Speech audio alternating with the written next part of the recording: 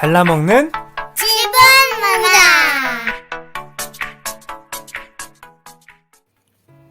안녕하세요. 잘라먹는 7분 문학의 시물리의 매화풍입니다. 오늘은 비상고등학교 독서교과서 94쪽의 글 노랫말로 노벨문학상을 받은 가수 밥 딜런과 연관된 활동을 해보고자 합니다. 본문을 읽으며 익히 알고 계시겠지만 밥 딜런은 노랫말로 노벨문학상을 받을 만큼 노래를 통해 많은 이들의 생각에 선한 영향력을 끼쳤습니다. 우리가 이런 노래를 당장 만들지는 못해도 이런 노래를 누릴 수는 있습니다. 그래서 준비했습니다. 우리 마음에 영향을 끼칠 수 있는 노래, 송창식의 고래사냥입니다. 노래를 시로 또 그림으로 누려보도록 하겠습니다. 우선 고래사냥 가사 보시면서 노래를 시로 여러분이 상상해 보시죠.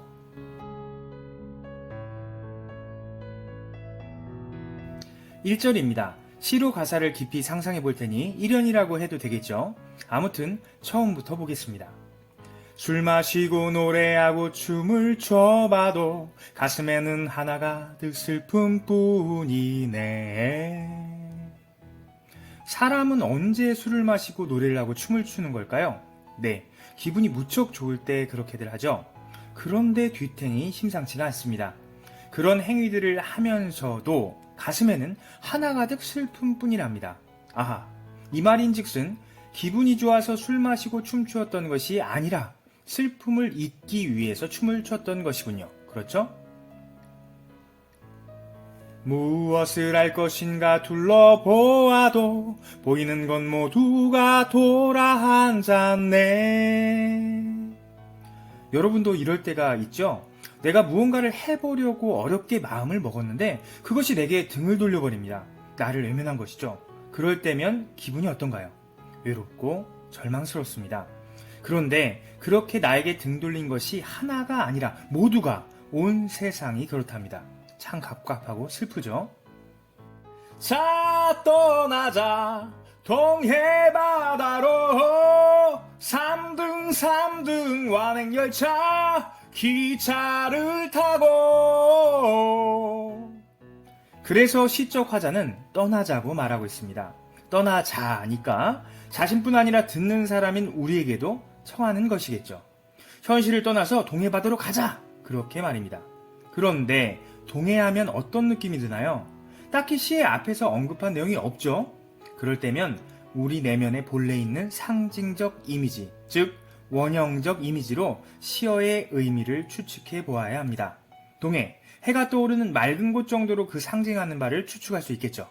그런데 3등 칸, 가장 안 좋은 칸에 게다가 완행열차, 천천히 가는 기차를 타고 가야 한답니다.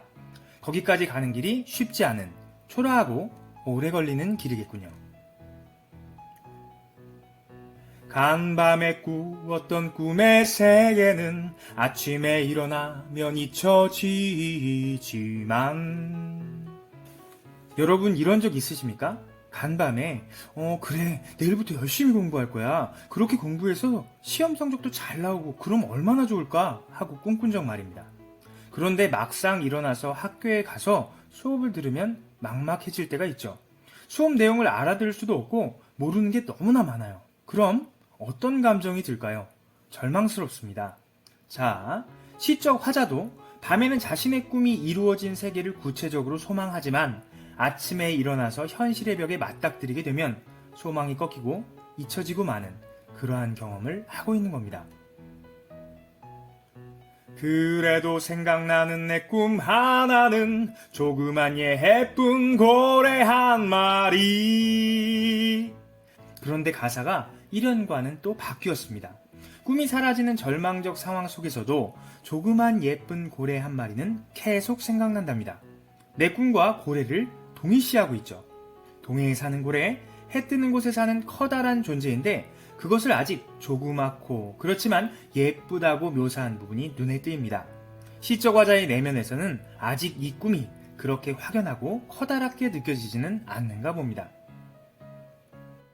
자, 떠나자 동해바다로 신화처럼 숨을 쉬는 고래 잡으러. 동해바다까지는 같은데 후렴구가 바뀌었습니다. 신화처럼 숨을 쉰답니다. 신화에 대해서는 이미 수업 시간에 배우셨죠? 천상계, 지상계로도 설명하곤 하는데 어쨌든 선과 사랑 등 추상적인 이상을 이루고자 하는 신의 의지가 실현되고 마는 세계가 바로 신화의 세계입니다. 그러니까 고래가 신화처럼 숨을 쉰다는 것은 내 꿈, 그 선한 희망이 꼭 이루어지고 말 것이라는 생각이 투영된 것이군요.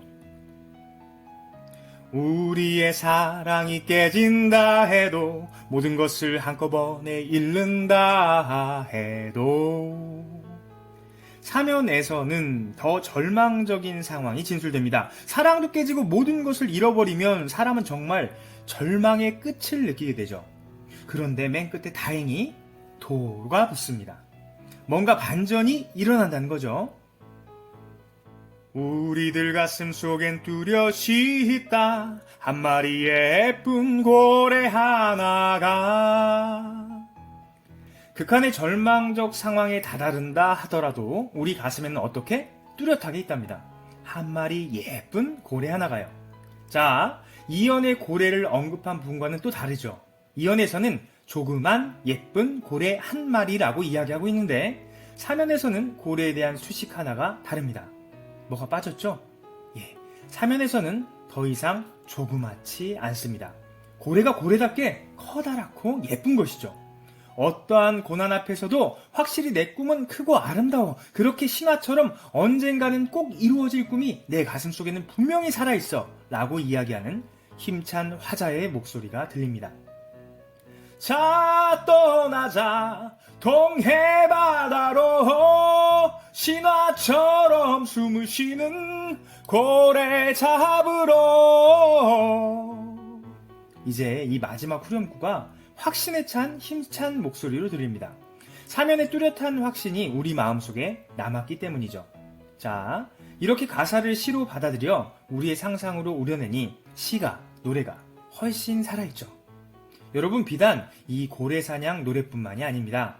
우리 삶에서 우리에게 힘을 주고 우리의 마음을 넣어 표현할 수 있는 노래가, 시가, 또 그림이 세상에는 많습니다.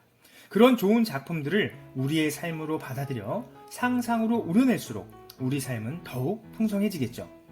여러분의 삶에도 그런 사라지지 않는 고래가, 풍성함이 있었으면 합니다. 함께 노래할 수 있어서, 누릴 수 있어서 오늘도 행복했습니다. 지금까지 시뮬리의 뇌아풍이었습니다. 감사합니다.